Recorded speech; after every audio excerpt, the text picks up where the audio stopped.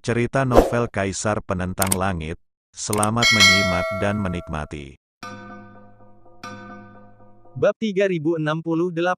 Wus. Dalam sekejap, banyak kultivator klan Suzaku kuno berubah wujud menjadi Suzaku, bermandikan api, dan langsung menuju pusat area pertambangan roh kuno. Lin Yan, Wan Juetian, dan Lei Su bergerak. Tak takut tertunda dan enggan mengambil jalan memutar, mereka tak punya pilihan selain memanfaatkan gunung ini sebagai jalan memutar, dan langsung menuju ke depan. Casey menatap Lin Yan, merasa sangat bersyukur. Ia kemudian melihat ke belakang dan berkata, kirim pesan kepada saudara-saudari lainnya, katakan. Guru telah kembali, dan ada yang mencoba mencelakainya. Ya, seekor Suzaku mengangguk, terbang ke pegunungan yang berbeda. Casey berkonsentrasi, menyadari bahwa kebijaksanaan dan pencerahan yang ia tunjukkan saat itu sebesar surga. Saudara-saudari lainnya pasti tidak akan tinggal diam. Area pertambangan roh kuno tidak lagi seperti dulu. Guru, tak seorang pun bisa mencelakai Anda di sini. Gumam Casey. Lin Yan, Wan Juetian, dan Lei Su menggunakan jalur tersebut, menuju pusat area pertambangan roh kuno. Mereka kini tak jauh dari area itu. Saat itu, suara gemuruh bergema dari area pusat. Sosok-sosok kuat yang tak terhitung jumlahnya berkumpul, masing-masing berdiri di arah yang berbeda. Sosok-sosok kuat ini akan bergabung untuk memasuki kuil. Aku benar-benar tidak tahu apakah mereka bisa masuk. Dengan begitu banyak sosok kuat, mereka pasti bisa mengambil prasasti keabadian dari kuil. Aku hanya tidak tahu siapa yang akan mendapatkan harta karun itu. Dan, jika para tokoh kuat ini bergabung, aku khawatir mereka bisa menemukan beberapa artefak kuno di sini. Para tetua kami berkata bahwa jika memang ada artefak kuno di luar sana, mereka akan membuangnya untuk diperebutkan oleh generasi muda. Kata-kata ini mengejutkan semua orang. Namun, beberapa kultivator segera menyadari bahwa para tokoh kuat ini bergabung untuk mengambil prasasti keabadian dan mendapatkan harta karun di dalamnya. Jika mereka memperebutkan harta karun tersebut, mereka akan kehilangan persatuan dan akan kesulitan memasuki kuil. Mereka juga tidak bisa mengabaikan artefak kuno. Satu-satunya pilihan adalah membuangnya untuk diperebutkan oleh generasi muda. Inilah prasyarat bagi para tokoh kuat ini untuk bergabung. Oleh karena itu, ada begitu banyak jenius berkumpul di sini. Beberapa jenius dari Langsing dan suku binatang kuno, serta Yilan dan yang lainnya, semuanya hadir. Bahkan para jenius dari klan manusia kuno, seperti Huoqi, Siwan, dan Lingsu, telah tiba. Selain itu, para jenius seperti Yu Wei dari suku ikan dan Sui Ziking dari suku air juga hadir. Wus, wus, wus. Detik berikutnya, para jenius seperti Ge Jing dan Tao Yuanchen juga tiba. Peta harta karun itu seharusnya ada di sekitar sini. Peta itu sangat buram dan sangat berbeda dari lokasi di sini. Tetapi jika Anda membandingkannya dengan cermat, ada beberapa hubungan. Harta karun itu kemungkinan besar ada di sini. Mereka telah mencari harta karun. Sekarang, mereka mengarahkan pandangan mereka ke area ini. Tetapi di mana tepatnya letaknya sulit ditentukan. Setelah mendengar tentang tempat ini, para prajurit yang kuat memusatkan perhatian mereka, meninggalkan generasi muda di belakang sementara mereka mencari harta karun di daerah sekitarnya. Haha, aku tidak pernah menyangka akan ada pertemuan sebesar ini hari ini, yang mempertemukan para jenius seperti kita. Tidak ada yang mengantisipasi pemandangan seperti itu. Para kultivator tampak tenang dan waspada. Di area pertambangan guling, terdapat biji-biji kuno yang disegel dengan harta karun, warisan, gulungan kuno, dan banyak lagi. Aku sudah menemukannya di sepanjang jalan, dan kurasa inilah yang paling banyak.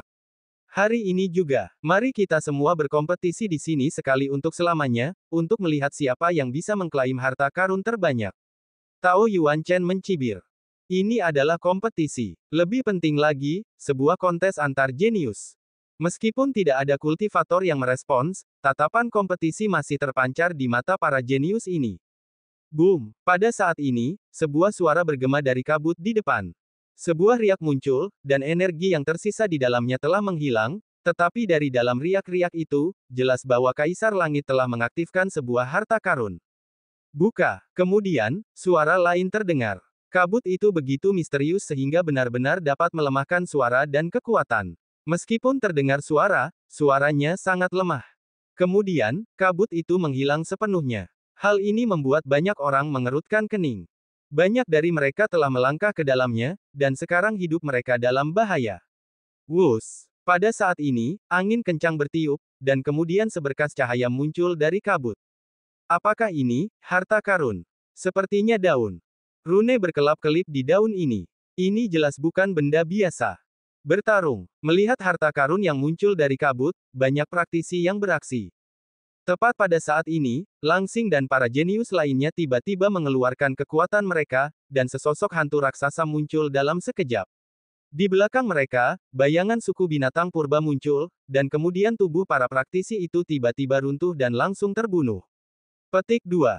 Inilah tempat kita bertarung. Siapapun yang melangkah masuk akan mati. Kata Langsing. Untuk sesaat, banyak praktisi saling memandang, dan akhirnya mendesah getir. Di era yang hebat ini, para jenius ini telah berkembang hingga titik ini. Sepertinya jika kita tetap di sini, kita tidak punya peluang sama sekali. Ini adalah pertarungan untuk para jenius. Bahkan jika ada praktisi lama yang tetap di sini, mereka bukan lagi lawan Langsing dan yang lainnya. Mereka hanya bisa menyerah dengan menyesal. Daun di udara tiba-tiba berhenti. Ini karena napas para jenius ini terkondensasi. Siapa yang bisa mengambil daun ini? Petik 2. Banyak juga praktisi yang sedang berkonsentrasi. Wus! Pada saat ini, seorang jenius akhirnya tak kuasa menahan diri. Ia melangkah maju terlebih dahulu, lalu memancarkan cahaya hitam, mencoba meraih daun itu dengan satu tangan. Dentang. Namun kemudian, kilatan cahaya pisau menyambar, yang merupakan kondensasi kekuatan. Dengan pisau ini, telapak tangan itu langsung terpotong. Suara memilukan terdengar, dan seorang praktisi dari suku binatang terlihat menjerit kesakitan. Jenius ini telah kehilangan kualifikasi untuk bersaing di era yang hebat ini. Banyak praktisi menghela napas. Kemudian, mata mereka tertuju pada para jenius seperti Langsing, Tao Yuan Chen, dan Ge Jing. Namun, pada saat ini, sesosok datang dengan sangat cepat. Ia datang seperti seberkas cahaya, dan ia ada di sini, membawa rune, dan melesat ke udara. Daun itu pun ikut bergerak dan tersapu olehnya. Wallstar mencibir, dan kekuatan klan serigala kuno terungkap. Kepala serigala raksasa yang terkondensasi oleh Yuan Li-nya menerjang ke arah kultivator itu. Namun entah kenapa, kepala serigala itu tiba-tiba berbalik dan menuju ke arah seorang jenius dari klan iblis. Petik 2. Hah! Jimat kutukan. Siapa yang sebenarnya tahu teknik kutukan? Mereka menatapnya dengan jelas. Dalam sekejap, mereka benar-benar terkena kutukan. Namun, para jenius ini semua memiliki kartu truf. Dengan kejutan tiba-tiba, rune itu hancur. Namun, daun itu juga jatuh ke tangan kultivator itu. Swiss. Pada saat ini, banyak sosok datang. Shen Yisan, kau tidak bisa lari. Banyak praktisi seperti Sekte Fang Tianhua dan Dinasti Yijin datang dengan ekspresi dingin dan niat membunuh yang kuat.